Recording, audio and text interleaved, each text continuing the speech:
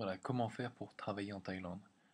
Alors effectivement, il y a tous les sites internet que vous pouvez trouver, imaginer sur le net, qui offrent un certain nombre d'emplois avec des permis de travail pour différents emplois. Alors effectivement, vous pouvez postuler à ces différentes positions. Néanmoins, en tant que moi-même travaillant en Thaïlande, je dirais que la meilleure façon de trouver un emploi, tout d'abord, c'est finalement de trouver un emploi d'enseignant. Après, à vous de juger si vous voulez rester dans la filière ou changer, mais le fait est qu'une fois que vous avez votre emploi d'enseignant, donc c'est un emploi qui est quand même tout à fait stable, cela vous permet de trouver un autre emploi avec une autre compagnie ou un hôtel donc sur place. Ce qui est beaucoup plus facile, comme les gens préfèrent quand même le tête-à-tête. Donc pour revenir aux emplois d'enseignant, en fait, alors beaucoup d'entre vous vont peut-être être déroutés lorsqu'ils font une recherche, puisque le nombre d'enseignants français est quand même très très limité en Thaïlande. Euh, Néanmoins, la demande d'enseignants anglais est telle qu'à l'heure d'aujourd'hui, les écoles thaïlandaises prennent tout simplement tout Européen capable de prononcer quelques mots en anglais et ayant une licence ou un DUG. Voilà. Donc il y aura toujours des écoles qui vont refuser les non anglais ou les non anglophones. Néanmoins, il y a un bon nombre d'écoles qui vont peut-être préférer un français avec des diplômes ou un français avec de l'expérience ou quelqu'un qui se présente bien.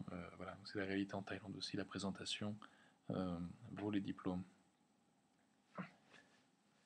Donc voilà la première étape. Donc vous pouvez aller sur sataban.com et vérifier les emplois, donc Teaching Jobs in Thailand. Et comme vous pouvez le voir, il y a un certain nombre d'emplois, donc à peu près une vingtaine, trentaine, cinquantaine par semaine, cela dépend. Une fois que vous êtes dessus, cliquez juste sur l'emploi qui vous plaît. Celui-là, voilà, full-time lecturer si vous voulez enseigner à l'université. À savoir que les universités paient un peu moins que les écoles. Euh, voilà, c'est un contrat full-time, donc il y aura certainement un contrat de travail. Donc voilà, contactez-les, allez directement sur leur email ou allez voir leur site web. Euh, une autre façon aussi, c'est d'aller sur Teacher Resumes here et cliquer. Et là, ce que vous pouvez faire, c'est tout simplement de faire comme un bon nombre de personnes ici. Euh, Laissez votre résumé, donc post your resume, post votre CV, curriculum vitae. Voilà. Donc une fois cliqué, cela vous emmènera sur la base de données afin d'envoyer votre résumé. Donc le nom, email, sur le site internet, vous pouvez le mettre, ce que vous enseignez, votre adresse, où vous vous trouvez, et voilà, toutes les informations, social account, tout ce dont vous pensez qui pourrait aider le recruteur à vous employer ou à vous contacter. Le TOEIC score, donc c'est quelque chose qui est obligatoire pour les non anglophones. Et je crois que le minimum est de 600 points ou 500 points.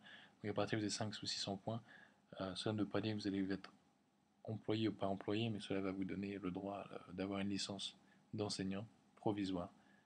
Voilà, donc généralement c'est 600 points minimum pour avoir une licence d'enseignement.